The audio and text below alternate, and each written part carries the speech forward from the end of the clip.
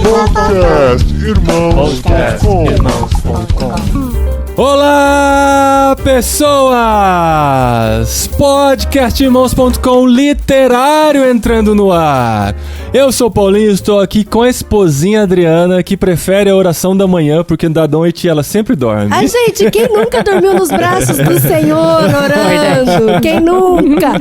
E olha, quando eu era criança eu me sentia tão culpada. Falei, gente, sabe que a parábola das virgens, né? Que tá dormindo e o noivo volta? Eu me sentia essa daí, né? Você pode ser os discípulos que não vigiaram também. Ah, então, mas gente, é normal dormir orando. Eu até já falei pros meninos, pode dormir orando que Papai do Céu entende.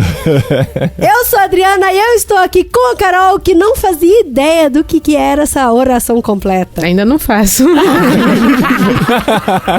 A oração completa é aquela que você não dorme antes de Você diz amém no final, né? Oi, pessoal, aqui é a Carol Simão. Eu tô com o Tam e... Vamos orar, Tam, que é só o que a gente pode fazer aqui, orar. Vai né? 2022, né? Temos que orar. Não tem motivo pra orar. Mais do que isso, orem por nós, vocês ouvintes, né? Agora não só o Ictus, mas os irmãos, todo mundo aí, a gente precisa de muita oração de vocês. É isso, eu sou o Tam e estou aqui com o Paulinho. E eu queria saber se o Paulinho mais trabalha, mais vigia ou mais chora. Olha isso, tem que pensar, colocar na balança. Mas é isso aí, galera, estamos aqui pro primeiro literário de 2022, nessa parceria mais íntima. Não dá pra falar que é uma nova parceria com o Ictus, que essa parceria já tem alguns anos aí, mas agora nós fazemos parte, com o literário, do feed do Ictus também, ou seja, fazemos parte do cronograma de publicações sempre nas quartas, terças-feiras do mês. Adri ama quando eu explico isso. Eu já desligo meu cérebro, é sério. E quando a gente fala a quinta, quarta, terça-feira do mês, sei lá...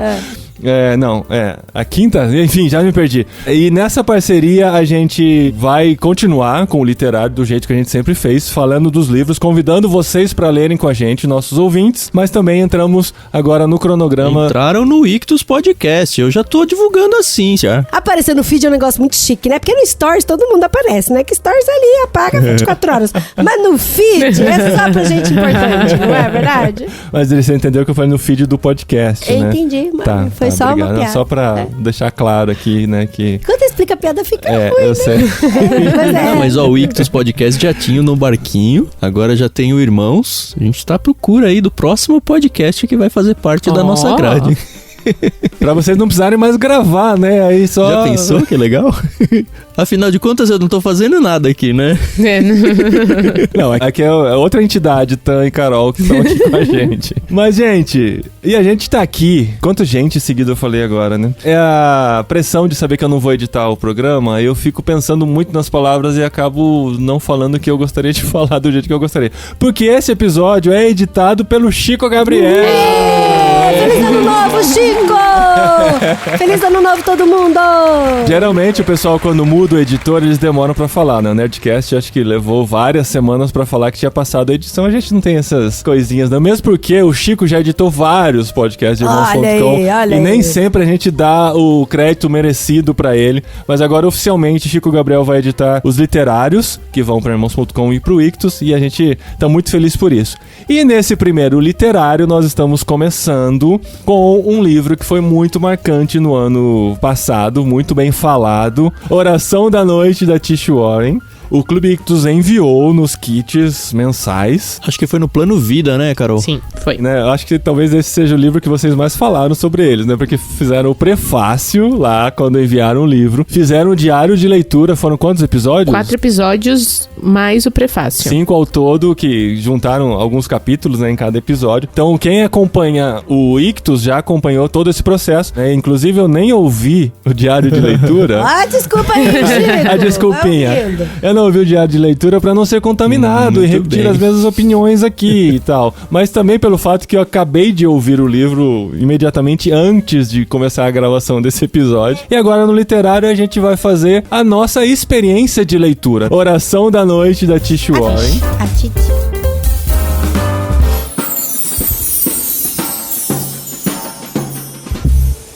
Então, eu queria até fazer aqui uma observação, porque a gente não recebeu pelo Ictus esse livro físico. Poxa. Denúncia.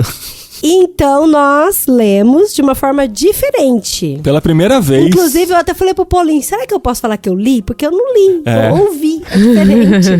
E foi a minha primeira vez na vida que eu fiz isso. Quando a gente decidiu ler esse livro lá no final do ano passado, acho que desde novembro a gente já tinha pensado nele, né, e anunciado, eu imaginava assim, eu sei que tem no Pilgrim, dá pra ouvir e dá pra ler também. Então, assim, deve ter no Kindle, alguma coisa. Eu não pesquisei se tinha no Kindle, mas eu falei, é da Thomas Nelson, vai ter no Kindle. Aí a gente descobriu, na hora de começar, que não tem ele digital pra ler. Pelo menos eu não achei. Não tem no Kindle Unlimited, nem no Também Kindle. não achei. E nem no The Pilgrim, só tem o áudio. No áudio, vocês encontraram o texto no The Pilgrim? Não, né? Não. Eu procurei, também Eu não não achei escuto audiobook, eu odeio audiobook, eu odeio assim com O maiúsculo.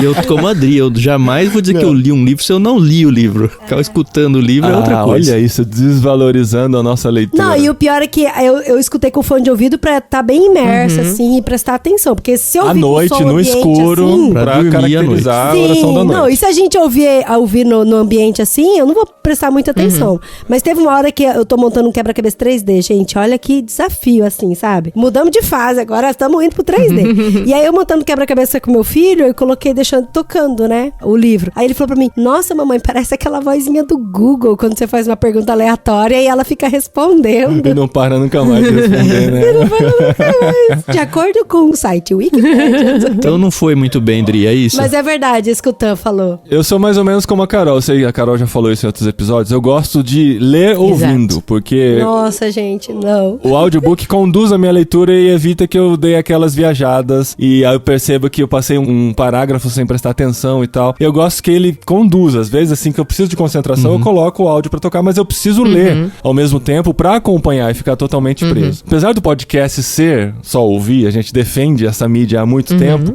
o só ouvir o livro perde um pouquinho da experiência. Uma, que eu não consigo anotar aquele trecho. Eu devia ter mandado mensagem pra vocês pra anotar aí pra nós.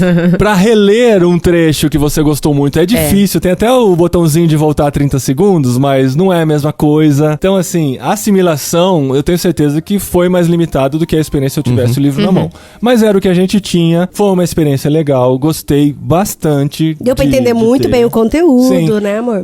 E assim, ao contrário do que possa parecer, tem gente que vai dizer que esse tipo de conteúdo é raso. Como muita gente fala mal de Max Lucado, por exemplo. Fala, Max Lucado é uma leitura muito rasa, muito superficial e tal, muito massagem na alma. Eu não acho isso. Eu já fui muito desafiado por Max Lucado. Teve uma fase da minha vida que ler Max Lucado foi muito importante. Aí você completou 15 anos, né?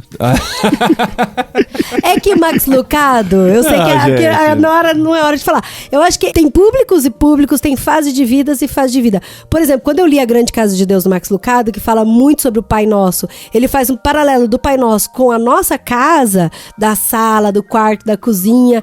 Isso, eu tinha, cara, pra mim isso bateu tão forte no coração e trouxe pra mim uma realidade de Deus vivo, sabe? Então assim, por isso que eu falo, né? Depende da fase. Exato, não é a idade cronológica, acho que a idade espiritual até ajuda muito. E não só a idade, mas eu acho que momentos da vida. Tem momentos que você tá mais maduro, tem momentos que você precisa que alguém pegue você na mão e leve num lugar que você sabe como que anda, mas você tá precisando que alguém te pegue na mão, paciência. Mas, Tan, você achou esse livro raso no momento da vida que você tá? Cara, não achei raso. Eu gostei mais dele do que do outro, do Liturgia do Ordinário. Liturgia do Ordinário. A gente relançou no Ictus Podcast, pra quem não seguia o nosso feed, a gente pôs todos os episódios do literário lá também. Isso. E por causa disso eu acabei reouvindo ele. E eu percebi que lá eu tinha mencionado que eu já passei essa fase da vida onde a teoria dela me é novidade. Nesse livro aqui, eu acho que foi um pouco melhor pra mim. Mas assim, todo mundo sabe, não é o meu estilo de ler. Mas pra quem acompanhou o Diário de Leitura, percebeu que eu aproveitei muito o livro. Aproveitei de verdade. Nossa, foi assim, eu falei pro Tano nas gravações do Diário de Leitura que eu ia lendo os capítulos e eu falava, esse capítulo é meu capítulo favorito. Aí eu li o próximo, não, agora esse é o meu capítulo favorito. Que da hora. Porque foi muito gostoso, foi assim, uma experiência única. Eu me identifiquei, assim, não vou dizer 100%, mas eu me identifiquei muito com a Tish. Muito, muito, muito. Até uma amiga íntima, entendeu? A Tish. A Titi. A Titi, é. E foi muito legal, porque ela colocou no papel muitos dos meus sentimentos, por ser uma pessoa muito ansiosa, por querer muito ter o controle da situação. Nossa, a gente só entende que a gente não tem controle de nada, né? A minha experiência de ler autores assim são duas, assim. Uma é raiva, porque eu não consigo me expressar como eles. Na verdade, é mais inveja do que raiva. Porque, assim, é impressionante como eles conseguem pegar ela, especialmente, né, da coisa do ordinário, né? Ela traz o ordinário de volta pra esse livro aqui.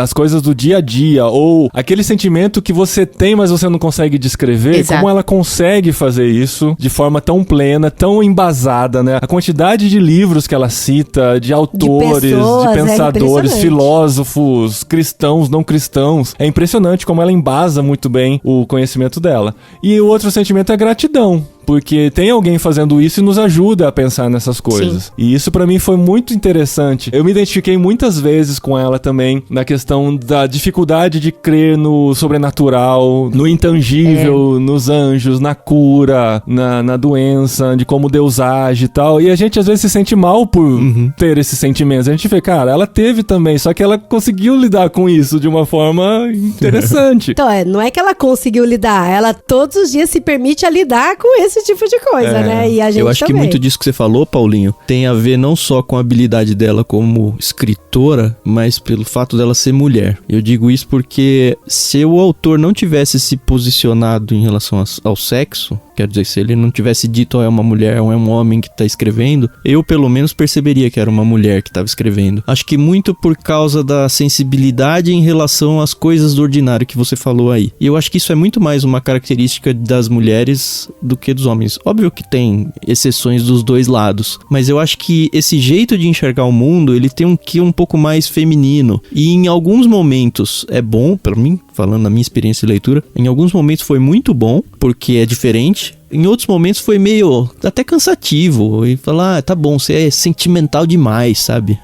Mas aí é um ogro, né? Falando, e às vezes precisa um pouco desse lado. Olha, mas eu me identifico com você. Eu sou mulher também.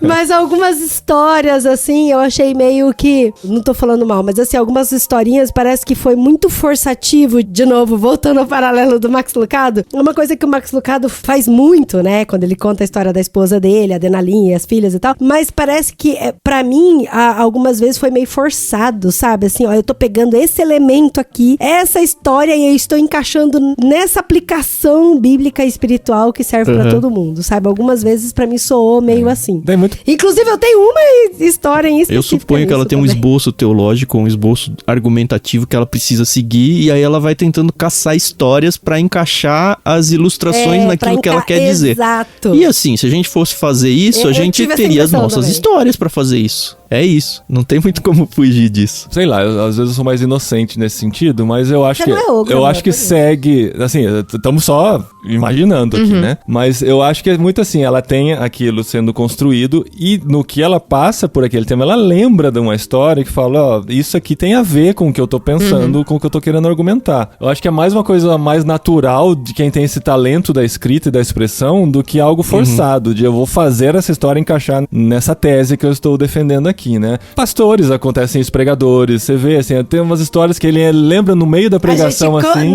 Mas a gente conhece ao contrário também, muito pastor é o que faz ao contrário. Não, o que eu tô falando é, ele lembra de uma história e você fala, essa história não encaixou bem no que você tá querendo dizer, não. Mas aí ficou meio, tal, porque ele lembrou na hora, né? O autor, ele já tem o poder de editar depois e tal, né? Fica mais... O que a gente não pode esquecer é que esse livro, ele foi escrito baseado numa experiência muito forte, né, que ela viveu, né? Agora eu ponho meio em xeque esse muito forte, viu, Carol? Avião! Como assim? Não, porque, ó, vou me explicar. Você pega, acho que tem até na contracapa ou no início do livro, eu não lembro. Ela fala, é porque eu vivi dias extremamente turbulentos. E aí ela coloca 3 grandes motivos. Ela fala, olha, eu perdi o meu pai, eu perdi um filho e eu tive uma mudança. E aí você começa a ler o livro, aí você fala, o pai dela morreu, acho que doente, né, Carol? Mas pelo que deu a entender, idoso. Sim. Eu perdi um filho. Quando eu li a primeira vez, eu falei, puxa, ela tinha perdi. É como se eu tivesse perdido o Lucas de 10, 11 anos, sabe? Ela perdeu uma gestação. Ai, ela não perdeu um filho tá ruim Não, ó, demais, Tan. vou explicar isso aí,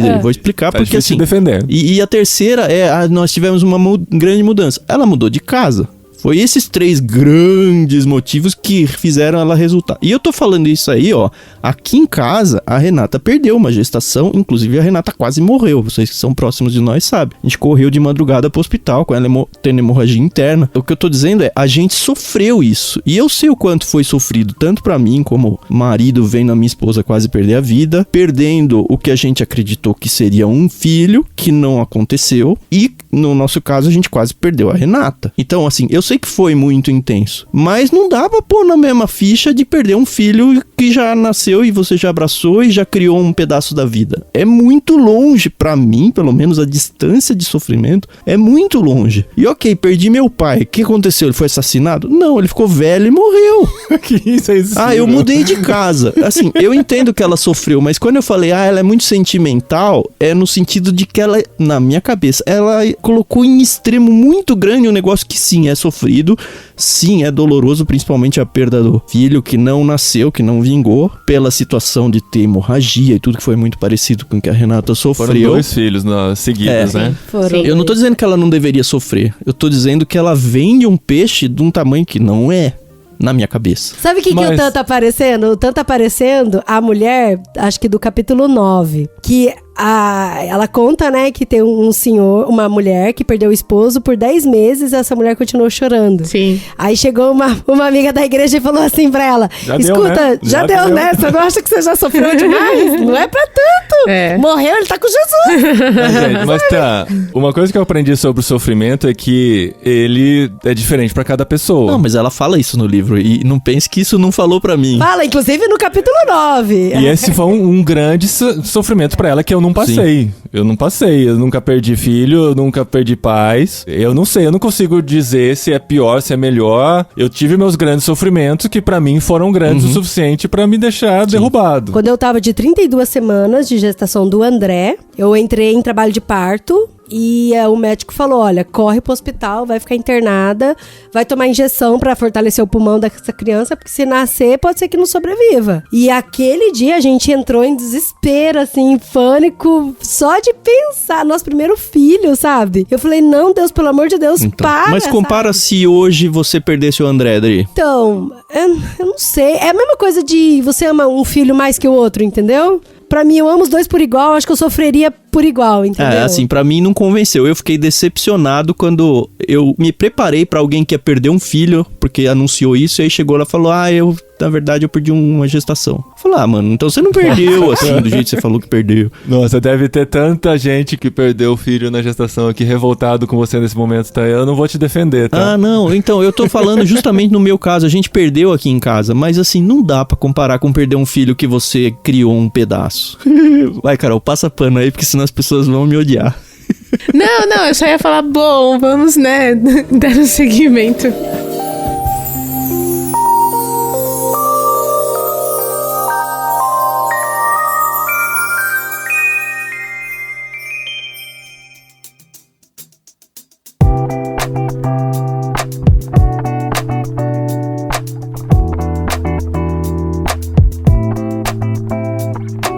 Pra mim, assim, esse livro, Oração da...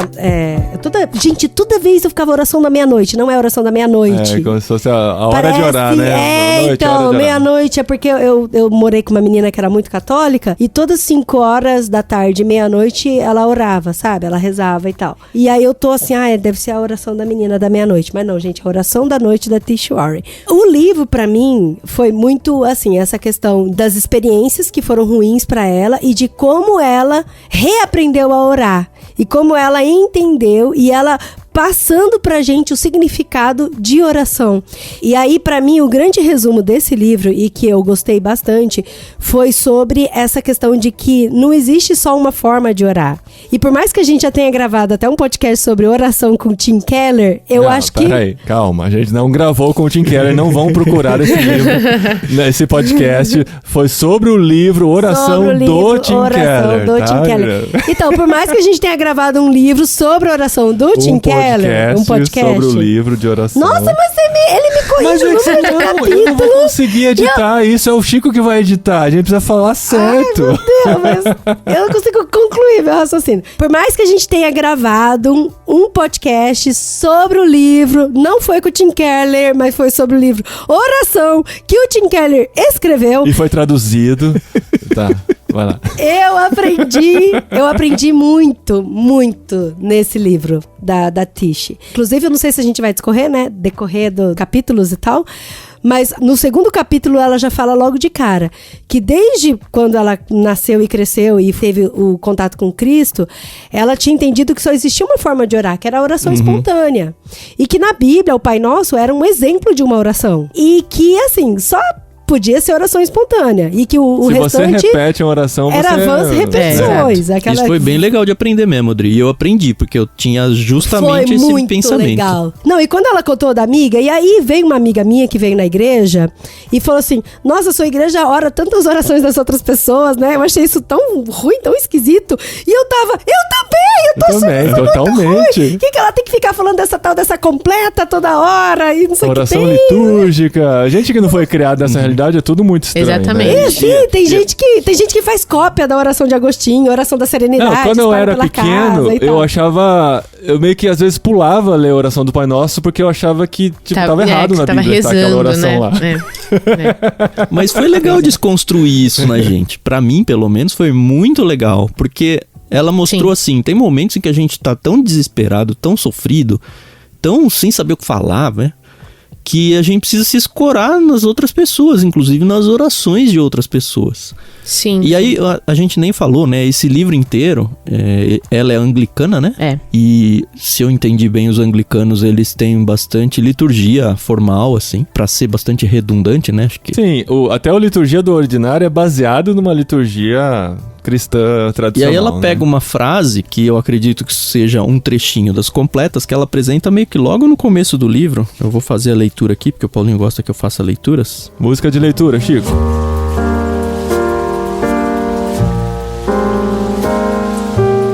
Vela, ó Senhor amado, com os que trabalham, vigiam ou choram nesta noite. Manda que teus anjos guardem os que dormem.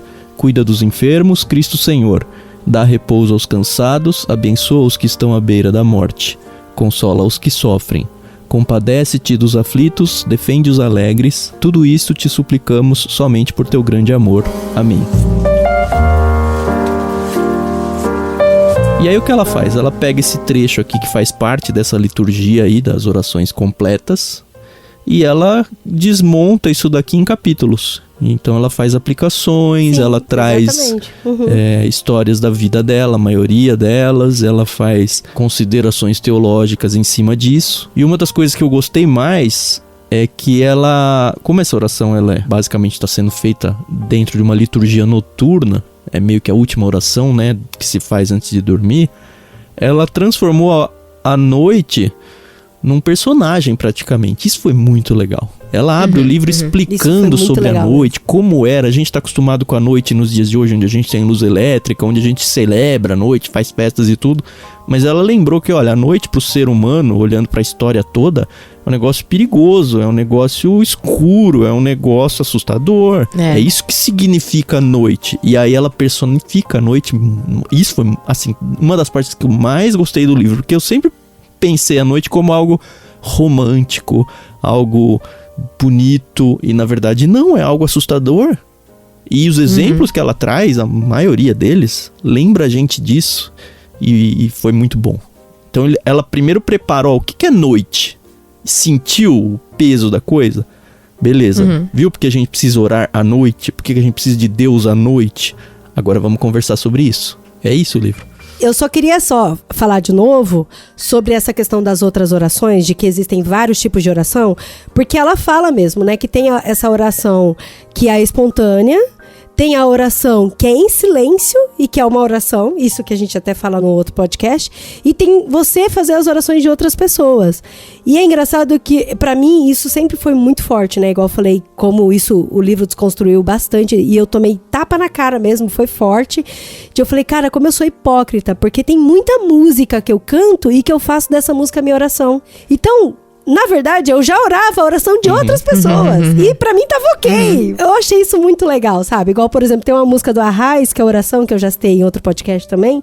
E toda vez que eu canto essa música dos Arraiz em oração, eu tô orando. Então, pra mim, isso, e igual o Tan falou, né? Que às vezes a gente não está tanto emocionalmente, espiritualmente forte e conectado com Deus, conectado com o reino de Deus, mas essas orações de outras pessoas, músicas, elas te conduzem no caminho de volta para se conectar com Deus e aí você refazer as suas orações voluntárias. Porque ela começa falando dessa experiência, porque quando ela sofre o aborto, ela tá indo pro hospital, ela só repetia a mesma coisa. Ela ficava, tira meu sofrimento, me ajuda, Senhor, tira meu sofrimento. E ela falou assim, não que isso seja uma oração rasa, mas eu queria muito mais do que isso. Eu queria me aprofundar mais, eu queria me relacionar mais com Deus, mas eu não tinha palavras. Foi quando eu pedi pro meu marido ler as orações da Completa pra mim.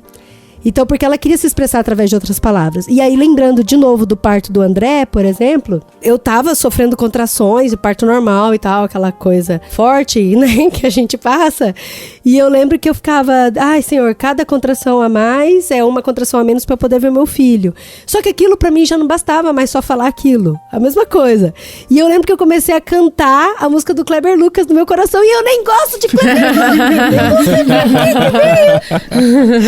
Sabe, aquela música fala, Jeová Rafa, meu Senhor, que cura toda dor. E aí eu fiquei cantando, tipo um mantra na minha cabeça, fazendo oração dessa letra dessa música, toda a contração que vinha. E eu falei, caramba, como isso é legal, como isso a gente conduz mesmo, né? A gente espiritualmente a estar mais perto de Deus. Mas não é o que os salmos fazem, André? Porque eu leio, sei lá, um salmo por dia, normalmente. É isso, o salmo pra mim é quase uma oração aqui em casa. E é aquela oração minha, né? Eu tô lendo sozinho, não tô lendo com os meninos, nada. É aquele negócio de você lembrar das coisas de Deus, você lembrar dos atributos, você lembrar da criação, você lembrar das histórias. O salmo é só isso. E não à toa, acho que salmo tá ligado com a música, né? Mas aí é outra coisa, por exemplo, que a gente que tá desconstruindo, pelo menos pra mim, eu não sei se pra vocês, de outra coisa que eu aprendi de infância, da gente não ficar fazendo vãs repetições, de repetir coisa. Que eu entendo que, assim, hoje, com essa maturidade que eu tenho de 40 anos e de ter lido a Oração da Noite da Tish Warren, eu entendo de que, assim, minha interpretação total, parênteses, de que na Bíblia tá escrito de vãs repetições, não é porque a gente tá lendo algo que já tá escrito, não é porque a gente tá repetindo algo, mas porque a gente tá lendo sem colocar o nosso coração naquilo. Sim, o problema disso não é a repetição, mas o vã, exato, né? exato. A gente acha que o problema é a repetição, mas é a qualidade da repetição. Olha isso, ó. Eu também aprendi agora. Esse livro, pra quem abriu o podcast e acha que eu odiei, não, eu adorei esse livro. Muito bom, muito legal, trouxe muitas coisas, muitos insights pra mim. Como eu falei, eu achei esse livro bem melhor do que o Liturgia do Ordinário, que já foi bom. Já foi bem bom, assim. É que o Liturgia do Ordinário, pra mim, ele briga um pouco com aquele livro da Edith. E o da Edith é tão melhor. O da Edith é muito... O que é uma família, né? O que é uma família, Esse realmente. Eu gostei muito desse livro, Oração da Noite. Ele me fez pensar em muitas coisas. Eu já falei no início que ela colocou no papel exatamente o que eu sinto. Percepções que eu tive durante a minha vida que ela também foi tendo. Tem um capítulo que ela fala que quando ela percebeu que o cristão sofre, que ele vai sofrer, né? Que não é só porque nós somos salvos, temos a nossa fé firmada em Cristo, o sofrimento não vai acontecer, né? E aí ela sofre, não quero tirar o peso aqui, nem quero criticar, julgar o Tan, não, pelo contrário. Lá inclusive no diário de leitura ele explica bastante exatamente o que ele falou aqui em relação a Renata. Mas o que eu gostei demais é a relação que ela tem com a igreja dela. Como eles abraçaram ela como uma família mesmo. E tem até um capítulo que ela fala que algumas mulheres ficavam meio assim, dela apresentar os filhos, porque afinal de contas ela tinha perdido dela. Isso. E que a igreja chorava com ela, ou ficava orando enquanto ela chorava na salinha dela. Que gostoso isso, né? Que gostoso você ter uma comunidade que realmente te abraça e abraça a tua vida, o teu sofrimento, né? E ora com você e por você, né? Eu achei isso muito, muito legal. E pra mim a cereja do bolo é a relação que ela tem com o marido dela, o Jonathan. Pra quem não ouviu o Diário de Leitura, vai lá, cara, porque é muito engraçado a Carol mencionando isso ao longo dos episódios. Gente, porque assim... A Carol se apaixonando pelo Jonathan. Não. Porque assim, meu marido... Não, só que não, né? Meu marido é muito diferente dele. Muito. Então, ela fala que o marido dela é uma pessoa extremamente agressivo, mas não de violento, mas de querer as coisas ali, né? Do jeito dele. Né? E intenso. E o meu marido, ele é um poço de tranquilidade. Às vezes eu olho assim pra ele e eu falo, meu filho, por favor. Fica bravo aí, por favor, né? Fica bravo com essa situação, porque isso é sério. A gente vê que muitos casais, não queria usar essa palavra, mas eu vou usar, influenciadores da mídia e que são cristãos, eles acabam passando uma imagem de somos o casal perfeito, nós não dormimos brigados, nós não discutimos, a gente lê a Bíblia juntos e ora juntos. E que bom, e que de verdade que isso realmente aconteça. Eu gosto dela porque ela fala, a gente briga. A gente teve até eles foram pra um retiro lá, ficaram um final de semana lá num lugar.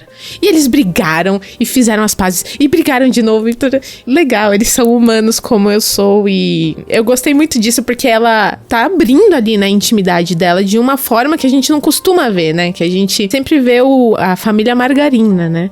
E não, eu achei isso muito bom porque, pô, ela tá pondo isso num livro que é pro resto da vida, entendeu? Não é, tipo, internet... Ele deve ter ficado bravo, o Jonathan deve ter Eu acho. Ao longo do livro a gente percebe isso, que eles estavam brigados, ou pelo menos que eles brigaram muitas vezes. E aí no final, eu acho que não tem isso no áudio que vocês ouviram, dedica, né? Tem uma sessão de agradecimentos. Eu terminei o agradecimento e eu falei, cara, ela não tava bem com o Jonathan aqui, não. Porque ela agradece, ela joga confete pra A, pra B, pra C. E aí no final ela fala, eu agradeço imensamente ao meu marido Jonathan, pela graça de Deus andamos por esses anos difíceis e nos apaixonamos de novo em meio a eles. Você não só é um parceiro que me apoia, mas também um profundo teólogo cuja energia, sugestões e ideias moldaram a mim e a esse projeto. Obrigado por tudo.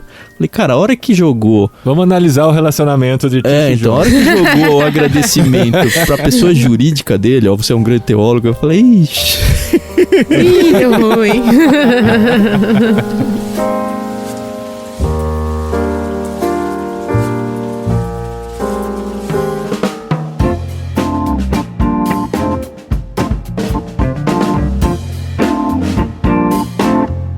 Não, acho que não vai dar e nem vale a pena a gente passar por cada capítulo. Cada capítulo chamou nossa atenção de alguma maneira e tem um diário de leitura lá pra você passar por cada capítulo com o Tan e a Carol. Mas eu queria contar 2 momentos que chamaram a atenção. A hora que passou por eles eu falei, eu queria comentar isso no podcast. Um é quando ela fala sobre trabalho, que... Apesar de a gente falar sobre vocação já há muito tempo e entender o trabalho como uma forma de participar no que Deus faz, a forma como ela colocou foi muito interessante, como ela deixou bem claro isso, né? Porque às vezes a gente pensa que no nosso trabalho a gente tem que fazer até onde dá e depois disso Deus vai completar. Então a gente faz o nosso esforço e Deus só faz aquilo que a gente não consegue fazer, né? Como o médico, por exemplo, né? O médico que se sente ofendido de falar que foi Deus que curou o enfermo do câncer, sendo que foi ele que tava lá toda semana cuidando daquele paciente, né, e tal. Quando a gente começa a entender que a gente tá trabalhando junto com Deus e a gente tá fazendo parte do que Deus faz no mundo e a gente tem essa oportunidade de fazer, isso é muito legal e o jeito que ela demonstrou isso foi muito interessante. Só fazendo um paralelo a esse capítulo do trabalho, é que ela mora nos Estados Unidos e tem toda a realidade americana e é engraçado, assim, fazendo um paralelo da gente que tá aqui na Europa, como o americano é voltado pra trabalho, né? E nesse capítulo mesmo ele falou que fizeram uma pesquisa lá e a maioria deles, dos americanos, eles não faltam ao trabalho porque estão doentes. Sim. E se faltam ao trabalho porque estão doentes, se sentem mal com porque isso. Porque o chefe vai trabalhar doente. Não sei como é o resto do Brasil, mas em São Paulo é isso. Eu espero que a pandemia tenha ensinado a gente a viver com uma mente um pouco diferente disso, sabe? Não só a gente, pessoa física, mas as empresas na cobrança que elas têm em relação aos seus funcionários. E é doido porque, assim, aí fazendo um paralelo com medicamento, por exemplo, é que exemplo, os Estados Unidos é um dos países que mais consome medicamento por livre demanda. Por quê? Os remédios, você tá com uma dor de garganta, você toma ali um anti-inflamatório, um antibiótico, no dia seguinte você já tá bom pra trabalhar. E agora aqui na Europa, por exemplo, não. E aí a gente tava com os nossos amigos que moram em outro lugar da Europa, na Holanda, e aí a minha amiga falou, não, aqui é só paracetamol pra você suportar a dor e chá. E eles não se importam se você ter que faltar uma semana pro seu corpo imunizar sozinho e voltar a trabalhar pra você voltar pro trabalho, a ponto de você ficar bom. Mas nisso aí, quem que você acha que tá certo nisso? Os holandeses, né? Com certeza o pessoal aí da Europa, meu. Esse negócio de viver pro trabalho... Adri achou que era uma pegadinha, a pergunta ficou calada.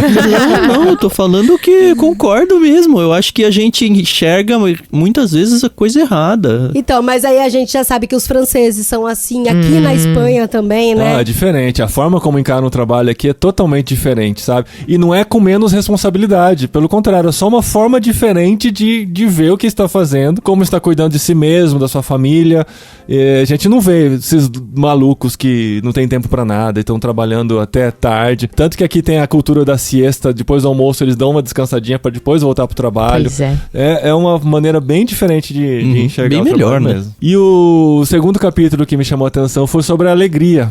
No finalzinho, né? Foi Foi muito Foi interessante. um respiro gostoso, porque né, ela Paulinho? tá falando de sofrimento, tá falando de sofrimento. É assim, me identifico, tal, sofro junto, mas eu não me emocionei em nenhum capítulo como eu me emocionei sobre alegria.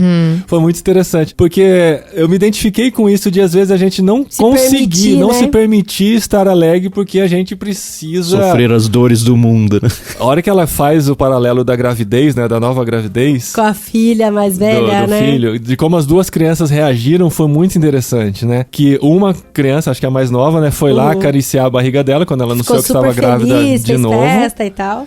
E a mais velha começou a chorar porque ela não queria sentir alegria de novo, sabendo que depois ela podia se frustrar. Isso foi muito, muito interessante, mexeu muito comigo, assim. Isso eu aprendi com a Adri até, né? Quando a gente tava pra vir pra Espanha, a gente comprou as passagens e veio a pandemia. A gente tava super empolgado, fazendo planos e tal, e a gente tem que aceitar que não vai. Vai dar ruim de novo, Aí né? quando a gente marcou as passagens de novo, ela ficou muito feliz. Eu não consegui ficar feliz. Porque eu falei, eu não quero ele não curtiu. ter aquela alegria de novo pra me frustrar de novo daqui uns dias, entendeu? Aí E eu falei descobrir que tá tudo fechado. pra ele, mas assim, essa prévia do que vai acontecer é muito gostosa. Porque depois acontece e você não curtiu a prévia, sabe? Igual, por exemplo, eu conheço muita gente, assim, que teve uma decepção amorosa muito grande com o primeiro namorado, e aí o segundo namorado fala, não, agora dessa vez eu vou com o pé atrás. Pé firme, pé atrás, pé no freio, né? pé no freio, não vou curtir tanto. Eu falei, cara, mas essa época é tão gostosa, você tem que curtir tudo, sabe? Tem que vibrar e ficar feliz. E se não der certo, você lida com a sua frustração depois. Mas esse preço só tem agora, Exato. sabe? Aí eu falava isso pro Paulinho, vamos fazer foto, vamos despedir de todo mundo, aquela coisa, tudo de novo, sabe? E se não der certo, a gente lida com a frustração Essa é a depois. síndrome do palmeirense, Dri. Eu vi um jornalista esportivo dando uma entrevista essa semana. Foi muito interessante, porque a gente aqui em casa é palmeirense e é assim, ele descreveu não só a mim, mas meus pais, todos os palmeirenses que eu conheço de verdade, que o contexto é assim. Ele tava fazendo o paralelo entre o que foi a final do Flamengo e Palmeiras, né? O Flamengo, ele foi pra festa, porque ele falou, não, ganhamos, vamos pro Mundial e não sei o quê. E o palmeirense tá falando, não, a gente vai lá, vamos ver o que vai acontecer, mas... é isso. E aí, assim, a vida inteira de torcedor do Palmeiras é essa angústia de tá ruim, tá péssimo, vamos trocar o técnico. Cara, o time pode estar super bem, voando em campo, dando tudo certo, a gente tá sempre achando que o pior vai acontecer. Não vai dar certo. Porque não tem mundial, né? Não, Não, então, aí o pior é isso, porque quando ganha a Libertadores, não consegue nem comemorar, porque já não, depois então, é o Mundial. aí quando comemora, o que eu tô falando é porque depois que tem a vitória, eu fico pensando atrás, poxa, tinha tanta coisa legal pra eu ter curtido pra esse final ser o ápice de uma curtição. E não, eu só tive o final, porque foi muito legal. Mas todo o trajeto foi sofrido e doloroso. Por quê? Porque eu sou palmeirense. E aí o jornalista esportivo tava falando, é muito engraçado ver os torcedores palmeirenses, porque é a única torcida que eu acompanhei como jornalista que é assim, todo mundo é assim. É pessimista o tempo todo. E talvez por isso que falou muito esse capítulo da alegria você também. Não curte Pois é. Pois é, eu mundo. devia curtir, porque eu chego no final e eu falo, cara, um professor falava, o problema de vocês é que vocês ficam preocupados com o pedágio, sem saber se a estrada é pedagiada. Aí eu preciso melhorar isso nessa mesmo. parte. Mas eu gostei muito da alegria. A Carol gostou muito dos outros, porque a Carol falou que chorou em quase todos os capítulos, né, Carol? Não, assim, quase todos não, né? Que exagero, mas... Em todos, né? Pô, pra quem ouviu o Diário de Leitura, sabe que a Tisha Warren tá BFF com a Agatha Christie no coração da Carol, hein? Eu realmente gostei muito. Eu nunca tive, assim, uma autora cristã que eu gostasse. E a Tish, ela tá morando no meu coração. É que a Agatha, gente, é um outro patamar, tá bom? A gente... Não, né? tem estrada pra ti. Só foram 2 livros. A Agatha tem aí mais de 60. É. Ai.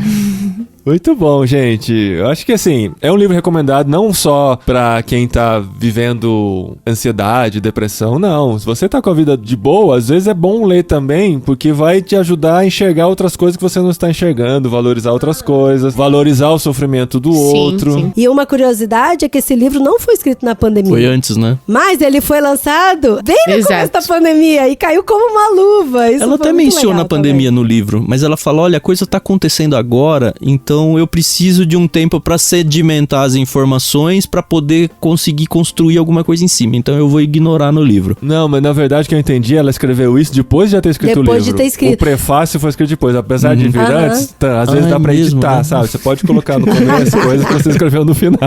E é legal que ela fala assim, eu tenho certeza que qualquer um que estiver lendo esse livro vai saber mais de pandemia do que eu. Verdade.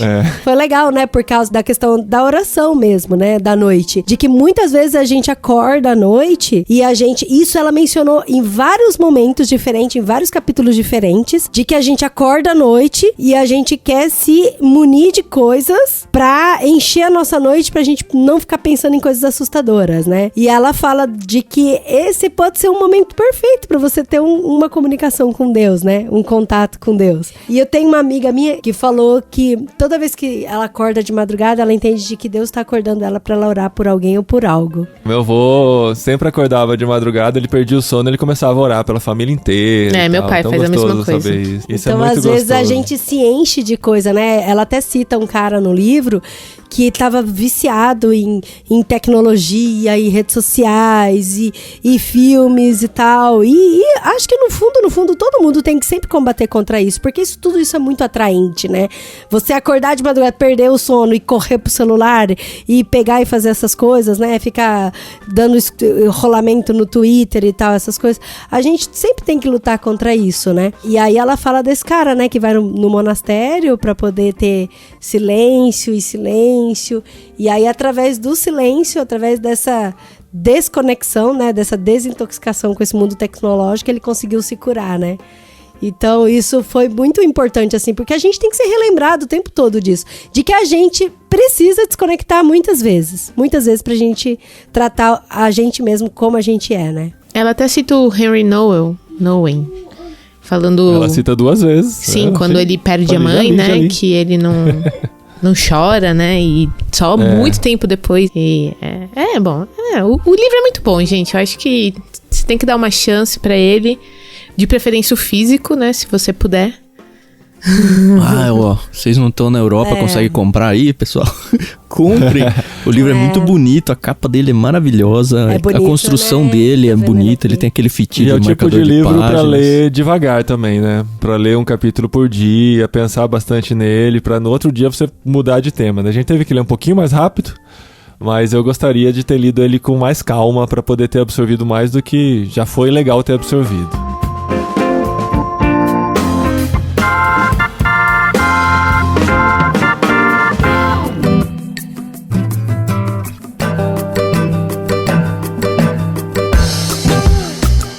Muito bem, terminamos o primeiro livro do ano, pra começar bem. E assim, a gente não pode esquecer do nosso grande amigo J.R.R. Tolkien, o João Tolkien. Porque estamos devendo a segunda torre, né? A segunda parte de 2 torres. E meu filho já está cobrando, o André terminou de ler já as 2 torres. Então, no próximo mês, agora em fevereiro, Agora em datas fixas, tá? Quartas, terças-feiras do mês. Então, dia 22 de fevereiro entra no ar a segunda parte das Duas Torres. Vamos falar um pouquinho mais do Senhor dos Anéis. A gente tem que terminar Duas Torres, né? Porque a gente partiu as Duas Torres em uma torre só. Agora a gente tem que falar separadas.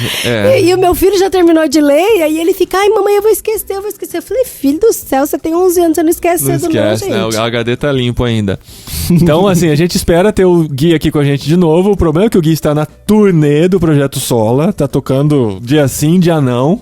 Tá Então, de tem um bebezinho em casa. Bebê novo, lançando livro, gravando podcast. E fazendo curadoria pra gente no clube.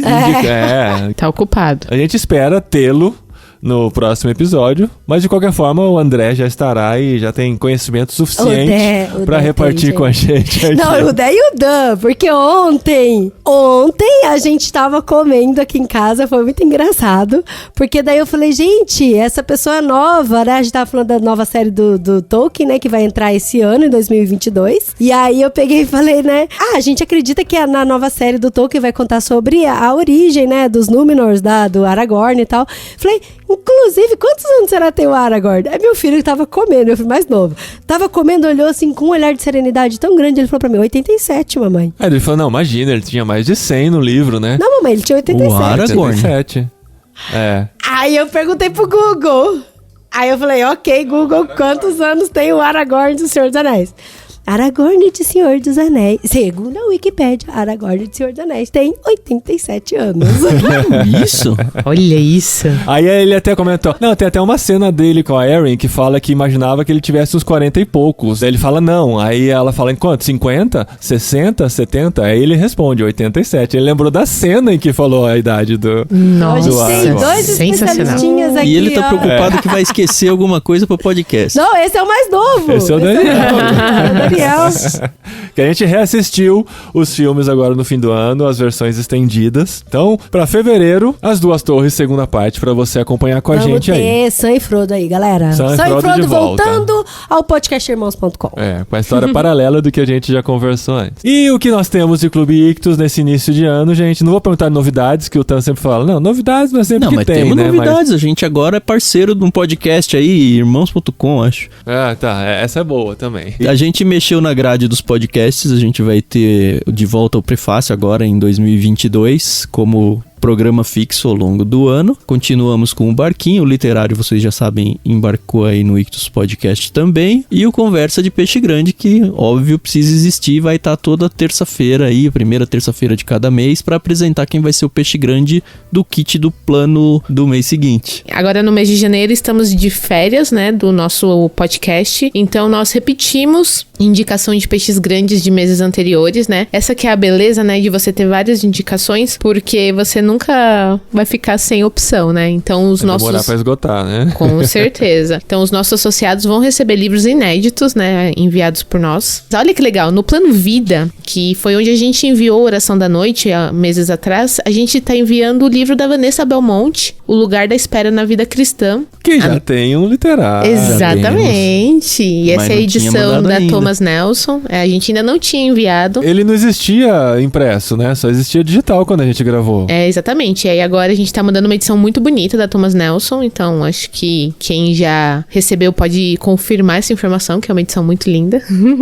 É. E no Plano Peixe Grande, que é repetição de indicação de Peixe Grande, a gente tá mandando Os Quatro Amores, do C.S. Lewis. Finalmente Livraço. vamos enviar. Sempre alguém indica esse livro, então a gente colocou. Junto com ele tá indo O Quebrantamento, da Sheila Walsh. Quis fazer um casamento aí entre amor e coração e tal. Então, assim, quem assina Clube Ictus todo mês recebe um pacotinho especial pelo correio e pode ter essa experiência de leitura fantástica, né? Pelo menos um livro por mês, ou 2 livros por mês você vai poder ler. Lembrando que a gente tem outros planos, né? A gente tem o Plano Mar, Série Aventura e Romance, que em janeiro foram 2 livros, um livro do Sherlock Holmes e um livro do Lupin, combinando aí também. Tem o Plano Bíblia, que também foram 2 livros esse mês de janeiro rendeu, hein? E 4 Uau. planos infantis, a partir dos 0 anos até o fim da adolescência aí. Aliás, o plano Golfinho foi animal esse mês. Foi a gente mesmo. mandou uma coleção do H.G. Wells. Uau! Caramba! Golfinho é de que idade? Golfinho vai dos 11 aos 14. São os maiores, né? É. Que da hora. Quais do HGO? Fiquei curioso. Estamos aqui na conversa íntima do podcast. Tô abrindo Deixa eu ver quais eu aqui. li. Tô abrindo pra ter certeza que é uma coleção, pra não falar besteira. Porque são 2 coleções da editora, a gente tá mandando a primeira. A Máquina do Tempo, Já li. Check.